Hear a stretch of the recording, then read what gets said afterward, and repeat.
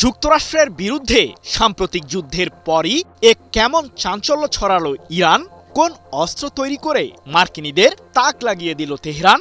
আকাশ প্রতিরক্ষায় এক অভেদ্য জাল বুনেছে ইরানের সর্বোচ্চ প্রতিরক্ষা বাহিনী আইআরজিসির অ্যারোস্পেস ফোর্স, যাকে ঘিরে চরম উৎকণ্ঠায় রয়েছে মার্কিন প্রশাসন। কারণ মধ্যপ্রাচ্যে থাকা যুক্তরাষ্ট্রের সামরিক আস্তানাগুলোর বেহাল দশার মাঝেই ইরানের আকাশ প্রতিরক্ষায় সাফল্য যে মার্কিনীদের জন্যই অশনি সংকেত ডেকে এনেছে। কিন্তু কিভাবে?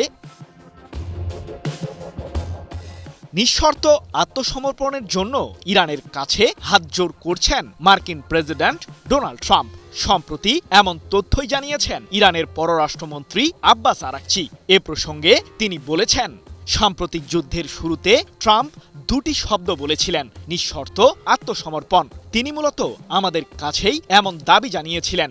সাম্প্রতিক যুদ্ধে যুক্তরাষ্ট্র ও ইসরায়েলকে পরাজিত করার মাধ্যমে পুরো বিশ্বকেই অবাক করে দিয়েছে ইরান। কারণ কেউ ভাবতে পারেনি যে তেহরান এভাবে ইহুদিবাদীদের প্রতিহত করবে। যুক্তরাষ্ট্র ও ইসরায়েলকে পরাজিত করার মাধ্যমেই পারস্য উপসাগরীয় অঞ্চলের অপরাজেয় শক্তিতে পরিণত হয়েছে ইরান। একদিকে শত্রুপক্ষের চরম আগ্রাসন, আর অপরদিকে তুমুল ওই যুদ্ধের মাঝেও অস্ত্রের মজুদ বাড়িয়েই চলেছিল ইরান। তাই তো সাম্প্রতিক টানা যুদ্ধের পরও বিপুল পরিমাণ মিসাইল, আত্মঘাতী ড্রোন এবং এয়ার ডিফেন্স সিস্টেমের সমন্বয়ে অস্ত্র ভাণ্ডার প্রস্তুত রেখেছে আইআরজিসি। এ সম্পর্কে দেশটির সর্বোচ্চ এই প্রতিরক্ষা বাহিনীর মুখপাত্র হোসেন মোহিব্বি বলেছেন, ক্ষেপণাস্ত্র সক্ষমতা বাড়িয়েছে ইরান, নতুন প্রযুক্তি ব্যবহার করে মিসাইলের রেঞ্জ বৃদ্ধি করেছে আইআরজিসি। তবে কি সম্ভাব্য যুদ্ধে মার্কিনীদের সকল যুদ্ধ বিমানকেই ঘায়েল করার পরিকল্পনা সাজিয়েছে ইরান? যুক্তরাষ্ট্রের বিরুদ্ধে অঘোষিত যুদ্ধবিরতির মাঝেই আকাশ প্রতিরক্ষায় সফলতা দেখিয়েছে আইআরজিসির অ্যারোস্পেস ফোর্স। বিভিন্ন মডেলের নতুন নতুন এয়ার ডিফেন্স সিস্টেম তৈরি করে মার্কিনীদের তাক লাগিয়ে দিয়েছে তেহরান।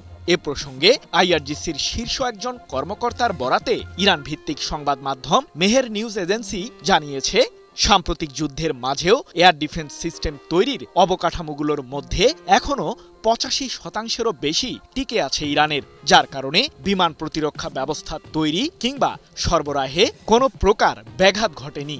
এমনকি যুদ্ধ শুরুর পূর্বের তুলনায় মিসাইল সহ প্রয়োজনীয় অস্ত্র তৈরি কয়েক গুণ বৃদ্ধি করেছে ইরান।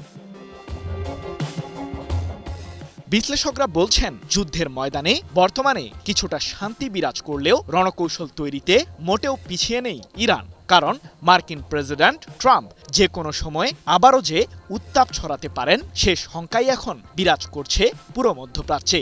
বিশেষ করে হরমুজ প্রণালীকে ঘিরে প্রায়শই বিভিন্ন ধরনের উদ্ভট বক্তব্য দিচ্ছেন মার্কিন শাসক, যার ফলে উত্তেজনা ক্রমেই বেড়ে চলেছে অঞ্চলটিতে। সৃজন মাহমুদ, নিউজ 24।